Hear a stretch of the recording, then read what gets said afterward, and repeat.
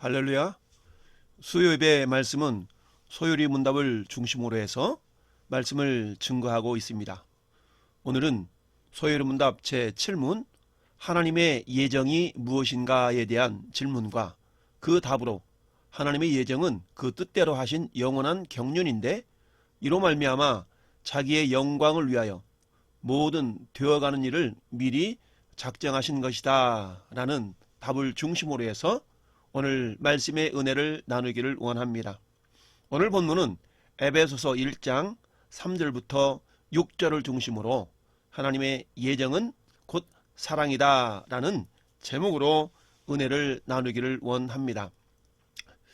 1643년 7월 1일 웨스트민스터 총회에 총 151명으로 평신도 30명과 목회자들 121명의 최고의 신학자들로 구성된 이 총회에서 대부분 칼빈 신학을 계승하는 청교도적 장로 교인들이 중심이 되어서 5년 7개월에 걸쳐서 작성된 신앙고백과 대소요리 문답 이 세 개의 문서인데 이 문서가 웨스트민스터 예배당에서 준비가 되어졌기 때문에 웨스트민스터 신앙고백이요 대소요리 문답이다 라고 말씀을 합니다. 앞서서 우리는 하나님에 대해서 이미 배웠습니다. 그런데 여기서도 계속해서 하나님에 대해서 말씀하고 있습니다. 어떤 대상에 대해서 알려면 그를 멀리 떨어진 관찰자 시점에서 봐서는 제대로 할 수가 없습니다. 그가 무엇을 원하고 있고 무엇을 해왔고 그가 어떤 마음을 품고 있는지를 알아야 더 깊이 이해할 수가 있는 것이죠. 사랑하는 사람에 대해서 더욱 잘 알고 싶어지면서 우리는 당연히 그가 자라온 환경과 해왔던 일을 궁금해합니다. 마찬가지로 하나님의 예정을 배우는 이유는 하나님에 대해서 더 잘 알기 위한 것입니다. 하나님의 예정과 그 실행에 대해서 알아가면서 그저 추상적인 신에 대한 개념으로서가 아니라 살아계시고 참되신 하나님을 인격적으로 대면하는데 이 소요리 문답이 초점이 있다라고 할 수 있겠습니다. 예정은 하나님의 영원한 목적이라고 했습니다. 그런데 여기서 목적이라는 단어도 좀 더 깊이 생각해야 합니다. 우리들의 개념으로 목적과 그 목적을 이루기 위해서 세우는 계획이 서로 별개입니다. 그래서 계획이 잘못되면 목적을 못 이루기도 합니다. 그러나 하나님이 목적하신 것은 그대로 이루어지므로 하나님의 작정은 곧 목적이자 계획이며 실행도 되는 것입니다. 그런 하나님께서 세우신 계획이므로 바뀌지 않는 완벽한 혹은 영원한 계획이 되는 것이죠.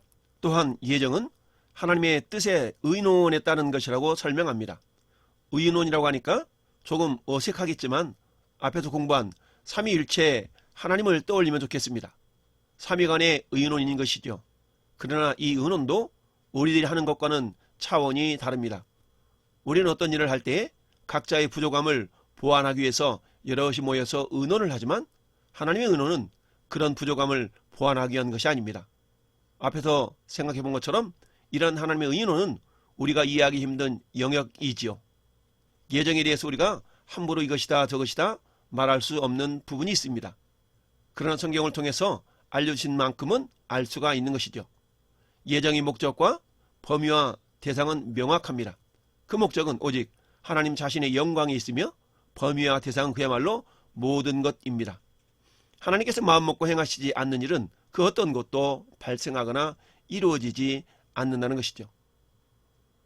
7번의 문답의 정의는 사실 대단히 놀라운 말이 아닐 수 없습니다. 우리는 살아가면서 마음먹은 대로 다 되는 일이 없다는 것을 늘 경험하기 때문입니다. 그렇다 보니 하나님께서 그러한 계획을 가지고 계신다는 사실 자체를 인정하지 않는 사람들이 많습니다. 그러나 성경은 분명 모든 일이 하나님께 달려있다라고 말씀합니다.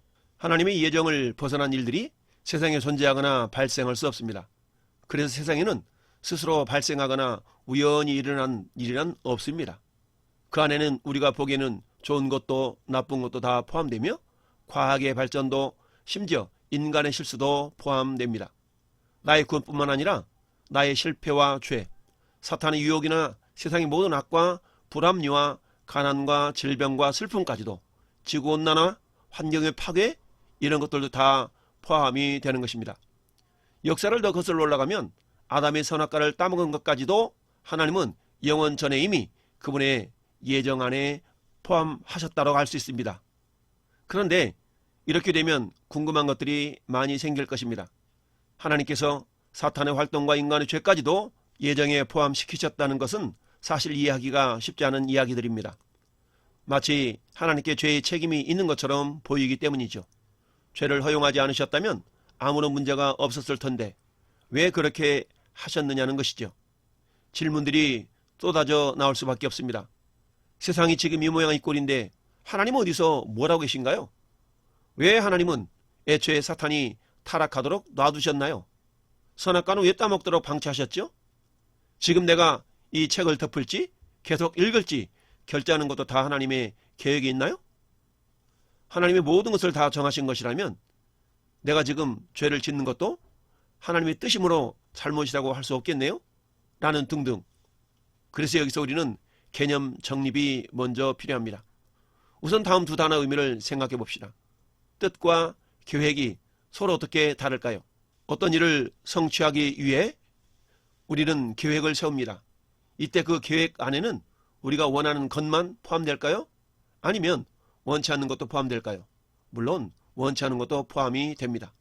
즉 내가 원하는 것, 나의 계획은 서로 개념이 다른 것이죠. 예를 들어 봅시다. 우리가 어떤 장소에 건축을 하기 위해서는 먼저 지어진 건물이 있다면 그것을 먼저 부수는 일부터 해야 합니다. 여기서 집을 부수는 일은 내가 원하는 뜻과는 상관이 없는 것이지만 계획 중에서 들어가야 하는 것이죠. 또 다른 예로 성경의 한 장면을 떠올려 봅시다. 밭에 가라지를 뽑지 않고 두는 것은 분명히 주인의 뜻이 아닙니다. 주인이 원하는 것은 알곡입니다. 그런 알곡까지 뽑을까 하여 가라지도 추수 때까지 그냥 두는 것이 주인의 계획입니다. 마찬가지로 죄나 타락의 경우를 생각해 봅시다. 타락은 하나님께서 원하시는 것이 결코 아닙니다. 그러나 그것은 단순히 어쩔 수 없어서 허용하시는 것이 아니라 하나님의 선한 계획에 속하는 의도된 것이라고 할 수 있는 것이죠. 물론 아직 알쏭달쏭하고 여러 가지 질문이 더 있을 수가 있습니다. 역사적으로도 많은 사람들이 이 부분을 어려워했고 그래서 이단도 많이 나왔습니다. 예정을 잘못 이해하면 우리가 꼭두가시가 되거나 이원론적인 하나님이 되거나 합니다. 이 문제를 해결하는 가장 좋은 방법은 이것이 차원을 달리하는 문제임을 겸손히 인정하는 것입니다. 그리고 논리적인 설명에 집착하기보다는 실제로 예정이 어떤 차원으로 실행되는지를 볼 필요가 있습니다. 그래서 자세한 내용은 11문 이후에 나오는 섭리와 13문 이후에 나오는 타락을 공부하면서 더 깊이 다룰 수 있습니다. 왜냐하면 이 부분을 제대로 이해하려면 하나님의 섭리와 그 가운데 속하는 인간의 타락에 대한 종합적인 이해가 함께 필요하기 때문입니다. 예정의 범위가 도대체 어디까지일까요? 예정의 범위가 모든 것이라고 배웠는데 정말 그럴까요? 혹시 하나님께서는 거시적인 관점에서만 정하셨고 세부적인 것은 우리의 마음대로 할 수 있는 것이 아닐까요? 이런 생각들을 바르게 정립하면 앞에서 소이름답 4번에서 6번 문을 통해 배운 하나님 그분이 누구신지 그리고 그분의 속성은 어떠한지에 대해서 우리가 무엇을 알고 있는지가 중요합니다. 하나님은 절대자이십니다. 전능하신 분이시고 전지하신 분입니다. 이 점을 놓치지 않는다면 여러 가지 오해를 풀 수가 있습니다. 만약 하나님께서 나중에 일어날 일을 모르고 그때그때 상황에 대처하는 존재라면 하나님의 전능성이 파기가 됩니다. 그리스도 로마의 신들과 다를 바가 없지요. 그러면 혹시 어떤 일이 일어날지 미리 알고 있지만 그 일에 간섭을 하지 않는 분일까요? 또는 하나님 우리를 재미로 만들어 놓고 어떻게 되나 구경하고 계시는 것일까요? 역시 앞에서 이런 생각이 잘못되었음을 우리는 알고 있습니다. 하나님께서는 세상을 시계처럼 만들어 놓으시고 관망하시는 분이 아닙니다.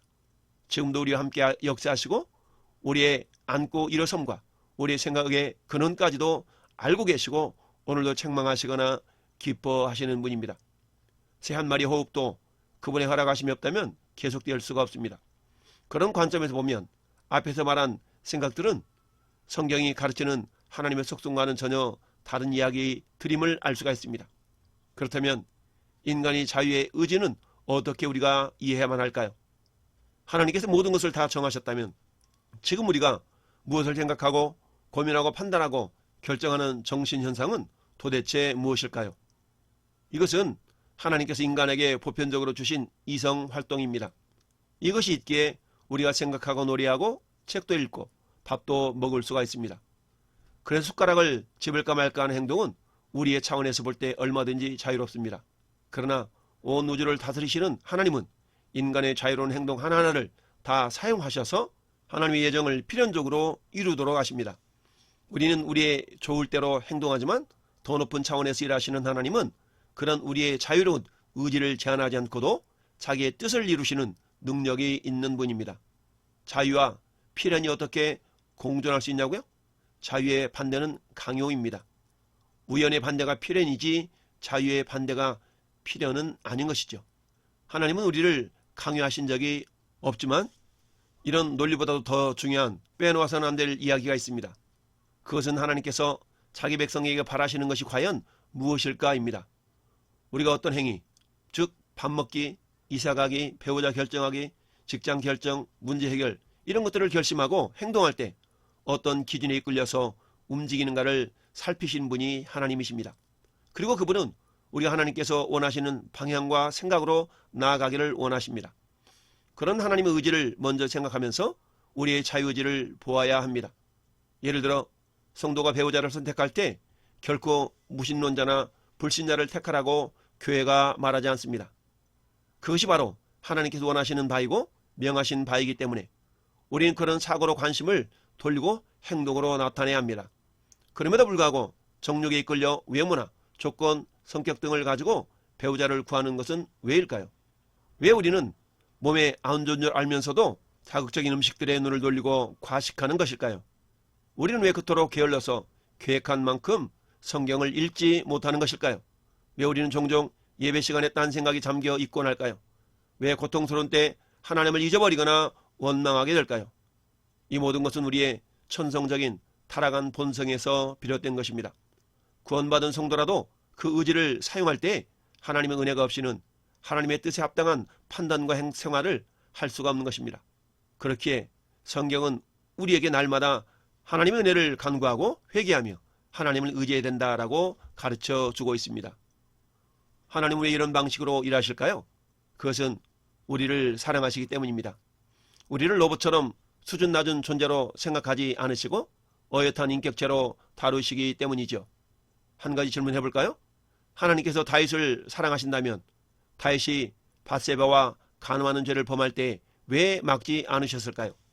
그 순간 권능을 발휘하셔서 범죄를 하지 않도록 뇌파를 조정하시면 다윗도 실수하지 않고 모든 것이 문제없이 돌아가지 않았을까요? 하지만 하나님께서는 그런 방법으로 신자를 사랑하시기를 원하지 않습니다. 그분은 택한 자들을 신부, 자녀, 그리고 백성이라고 이야기합니다. 그분과 우리의 관계는 삭막하거나 기계적이지 않습니다. 그분이 우리를 사랑하시는 방식은 다양합니다. 사건이 일어난 그 순간 개입하셔서 막으시기도 하지만 두고 보실 때도 있습니다. 그러나 절대로 죄를 눈감아 주시지는 않습니다. 반드시 죄를 물으시고 책망하시며 벌을 주기도 하십니다. 반대로 그가 선한 마음을 조금이라도 품는다면 그리스도 안에서 그것을 보시고 더없이 기뻐하시며 우리와 교제를 나누십니다. 하나님은 신부된 성도와 그렇게 사랑을 나누시기를 원하십니다. 사랑하는 자녀와 그렇게 교제 나누기를 성도가 거룩하게 자라나기를 원하십니다. 자, 오늘 이제 성경 본문을 통해서 예정은 곧 사랑이다 라는 제목으로 말씀을 상고해 보기를 원합니다. 함께 읽은 본문 에베소서 1장에는 삼위일체 하나님의 사역을 구분하여서 설명하고 있습니다. 3절부터 6절은 성부 하나님에 대한 사역에 대한 기록입니다. 즉 성부 하나님의 사역을 구원의 계획이라고 말씀드렸습니다. 7절부터 11절은 성자 하나님의 사역에 대한 기록입니다. 이는 십자가를 통해 이루신 구원의 완성입니다. 그리고 12절부터 13절 두 절은 성령 하나님의 사역에 대한 기록입니다. 그것은 구원의 적용인데 이는 성령께서 우리 안에 거하시면서 이루시는 일입니다. 앞에서 살펴본 것처럼 하나님의 예정의 목적은 하나님의 영광이며 그 범위와 대상의 모든 것, 모든 일을 통해서 나타내는 것임을 살펴보았습니다. 복음은 한마디로 하면 예수 그리스도입니다. 그래서 구원의 계획도 그리스도 안에서, 구원의 완성도 그리스도 안에서, 구원의 적용도 그리스도 안에서 이루어집니다. 늘 말씀드리듯이 이 세상에 존재하는 수많은 피조물 가운데 특별히 사람만큼은 하나님의 형상대로 지음을 받은 존재라고 했습니다. 창세기 1장 26절에 하나님이 이르시되 우리의 형상을 따라 우리의 모양대로 우리가 사람을 만들고 그들로 바다의 물고기와 하늘의 새와 가축 가운 땅과 땅에 기는 모든 것을 다스리게 하자 하시고 하나님의 자기 형상 곧 하나님의 형상대로 사람을 창조하시되 남자와 여자를 창조하셨다라고 말씀합니다. 인간 창조의 목적을 이사야 선지자는 이렇게 말씀했습니다. 이사야 43장 7절에 내 이름으로 불려지는 모든 자 곧 내가 내 영광을 위하여 창조한 자를 오게 하라. 그를 내가 지었고 그를 내가 만들었느니라. 이 백성은 내가 나를 위하여 지었나니 나를 찬송하게 하렴이라 라고 21절도 말씀하고 있죠. 마찬가지로 오늘 주제인 예정의 목적도 하나님의 자기의 영광을 위하여입니다. 이는 성부 성자 성령께서 하시는 사역의 목적이 하나님의 영광이라는 것입니다. 4절 5절 말씀은 창세전에 그리스도 안에서 우리를 택하사 우리로 사랑 안에서 그의 앞에 거룩하고 흠이 없게 하시려고 그 기쁘신 뜻대로 우리를 예정하사 예수 그리스도로 말미암아 자기 아들들이 되게 하셨으니 라고 기록하고 있습니다. 그리스도 안에서라는 용어는 특별히 에베소서에 많이 등장을 합니다. 이 용어의 의미는 첫째, 사제의 근거로서 그리스도와 성도와의 법적인 연합을 나타냅니다. 즉 성도가 죄 없으신 몸으로 성도의 죄를 대속하여 십자가에 달려 죽으신 그리스도 예수를 믿음으로 그와 법적 연합을 가짐으로써 사제를 얻는 사실을 보여주는 것이죠. 둘째는 성화의 근거로서 그리스도와 성도와 영적인 연합을 나타냅니다. 즉 성도가 하나님의 백성으로서 마땅히 가져야 할 성화의 삶은 오직 성령을 통한 그리스도와의 영적인 연합을 근거로 또 그것을 통해서만 가능함을 보여주는 것입니다. 결국 이 용어는 성도가 유기적으로 그리스도와 결합하여 함께 십자가에 못 박히고 그리스도와 함께 부활하여 그리스도와 더불어 호흡하며 생활하는 그리스도와의 실존적 신비적 연합을 의미합니다. 그렇다면 예정 이외에 사랑인가를 살펴보기를 원합니다. 그것은 3절에 하나님 아버지께서 우리를 하늘에 속한 모든 신령한 복을 주셨다라고 선포하는 데서 시작을 합니다. 그 신령한 복이 어떻게 우리에게 적용이 되는가를 설명하는 단어가 예정인 것입니다. 그렇다면 첫 번째, 그 예정의 근거가 무엇인가를 살펴본다 그러면 5절 말씀에 기록이 되어 있습니다. 그것은 하나님의 기쁘신 뜻입니다. 하나님은 창세기 1장에서 엿새 동안 우주를 창조하시고 보시기에 좋았다라고 말씀합니다. 창세기 1장 31절에 하나님이 지으신 모든 것을 보시니 보시기에 심히 좋았더라. 저녁이 되고 아침이 되니 이는 여섯째 날이니라 라고 말씀합니다. 여기서 오늘 본문의 5절의 기쁨은 좋은과 의견이라는 단어의 합성어입니다. 즉 하나님의 선한 의지 혹은 하나님의 즐거움을 의미한다고 볼 수 있습니다. 즉 말씀으로 창조된 세상은 하나님 보시기에 좋았습니다. 하나님께 기쁨과 만족의 결과를 가져온 것입니다. 여기서 바울은 하나님의 선택의 예정이 사람의 그 무엇에 있지 않고 오직 하나님께로서만 말미암는 것임을 강조하고 있는 것입니다. 둘째, 예정의 시기입니다. 성경 4절 말씀에서 창세 전에 그리스도 안에서 우리를 택하사라고 말씀하고 있습니다. 창세 전은 모든 우주의 역사 이전으로 인간의 시간이 아닌 영원한 하나님의 때입니다. 바울은 하나님의 죄인에 대한 선택의 때가 창세 전임을 밝힘으로써 하나님의 선택의 은혜의 깊이와 그 넓이의 무한함을 강조하고 있는 것입니다. 그런 측면에서 본다면 인간의 타락은 하나님의 창조 사역의 실패가 아니고 구원의 완성을 위한 예견된 과정이 되는 것입니다. 구원받을 자를 창세전에 택하셨다는 본문의 내용은 교회가 그리스도의 강림과 성령 강림 이후에 비로소 세워진 것이 아님을 보여줍니다. 물론 가시적인 지상교회는 성령 강림 이후에 세워졌지만 그리스도를 영접한 유대인은 물론 하나님의 자녀가 된 이방인들로 이루어진 신약교회조차도 그 기원은 창세전에 하나님께서 그리스도 안에서 예정하신 구속 경륜에 근거합니다. 저 교회의 뿌리는 창세전부터 경륜해 오신 삼위 하나님의 택하심에 있음을 말해주고 있습니다. 그렇다면 세 번째, 하나님의 예정의 방법은 무엇일까요? 그것은 오늘 4절 말씀에 창세전에 그리스도 안에서라고 말씀하고 있는데 그리스도 안에서입니다. 하나님의 예정의 방법인 것이죠. 이 용어는 서신서에 164회나 사용되고 있으며 에베소서에도 36회나 사용되고 있습니다. 하나님의 창세전에 택하심의 예정은 예수 그리스도의 십자가의 구속을 전제로 한 것이라는 뜻입니다. 그리스도의 성육신과 죽음과 부활 안에서 하나님의 택하심을 받은 죄인들은 구원의 복을 받게 된 것입니다. 이 말은 예수 그리스도께서는 피조물이 아닌 창조주이신 것을 증거해주는 말씀이기도 합니다. 네 번째, 그렇다면 우리를 왜 예정하셨을까요? 그 예정의 이유는 4절 하반절 말씀에 사랑 안에서 그 앞에 거룩하고 흠이 없게 하시려고 라고 말씀하고 있습니다. 거룩은 구약에서 하나님께 제사를 드리는 제사장이 갖춰야 할 조건이었고, 흠이 없음은 구약에서 하나님께 드려지는 제물이 갖춰야 할 조건이었습니다. 제사장들이 하나님의 명령을 따라 자신들을 거룩하게 하기 위해서 행한 정결 예식은 먼저 흠이 없는 순양을 취하는 일로 시작되었습니다.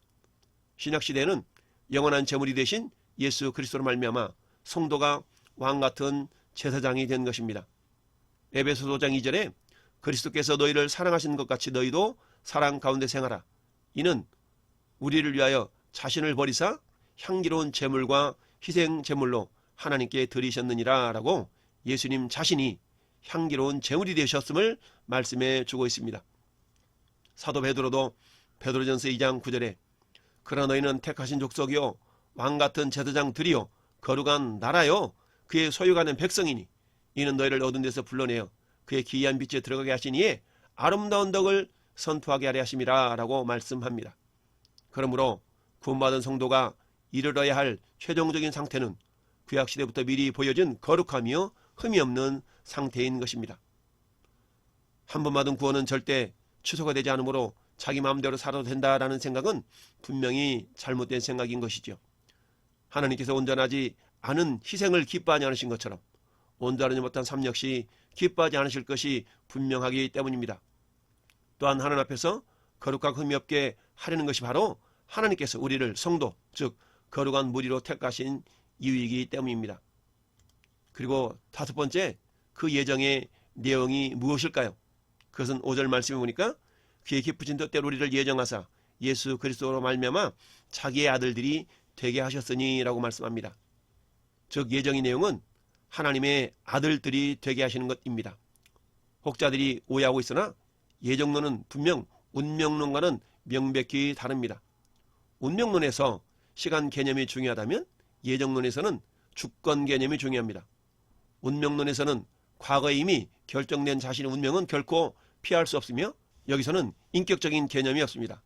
하지만 예정론에서는 주권자이시며 동시에 인격자이신 하나님이 계획과 인도하심이 중요합니다. 시간을 초월하신 하나님께서는 현재에서나 과거에서나 미래에 얽매이지 않으시고 모든 일을 자신의 뜻대로 주관하실 수 있는 분이십니다. 우리가 하나님의 아들이 되는 것은 전적인 하나님의 은혜이기 때문에 예정은 곧 사랑인 것입니다. 하나님은 전적인 당신의 주권 아래 우리들을 상속자 곧 하나님의 유업을 이어갈 자로 천국을 기업으로 받을 자로 삼으신 것입니다. 그러면 마지막 예정의 목적은 무엇일까요? 그것은 오늘 6절 있는 말씀처럼 이는 그가 사랑하신 자 안에서 우리에게 거저주시는 바 그 은혜의 영광을 찬송하게 하려는 것이라 라고 말씀하고 있습니다. 그것은 은혜의 영광을 찬송하게 하려는 것입니다. 소리문답 제1문의 대답이기도 합니다. 인간의 제일 된 목적이 하나님을 영화롭게 하는 것이라고 했습니다. 그렇습니다. 소리문답 제7문의 하나님의 예정이 무엇인가에 대한 대답은 이처럼 하나님의 영광을 위한 것이 예정의 궁극적인 목적인데 이를 이루는 과정 속에서 예정의 근거가 하나님의 기쁘신 뜻이며 그 시기는 창세 전이고 그 방법으로서는 그리스도 예수 안에서 이루어지는 것이며 그 이유는 거룩하고 흠이 없게 하시는 것이며 그 내용으로서는 우리를 하나님의 아들들이 되게 하심을 가지고 예정을 완성하심을 볼 수 있습니다. 사랑하는 성도 여러분, 오늘 말씀의 제목처럼 예정은 사랑입니다 라는 제목 속에서 저와 여러분들을 하나님의 자녀 삼아주심이 곧 하나님의 살아임을 알고 예수님 안에서 항상 주님의 영광을 찬송하는 주인공들이 되시기를 예수님의 이름으로 축원을 드립니다. 아멘. 이젠 우리를 구원하신 구주 예수 그리스도의 은혜와 우리의 구원을 계획하신 아버지 하나님의 크신 사랑하심과 우리에게 주신 구원을 적용시키시는 성령님의 내주 교통하심이 소리 문답을 통해서 바른 신앙, 바른 성도로 세움받고 하나님의 영광을 찬송하는 자들로 살기를 다짐하는 우리 모든 성도들 머리 위에와 이 나라의 민족 위에 영원토록 함께 있을지어다. 아멘.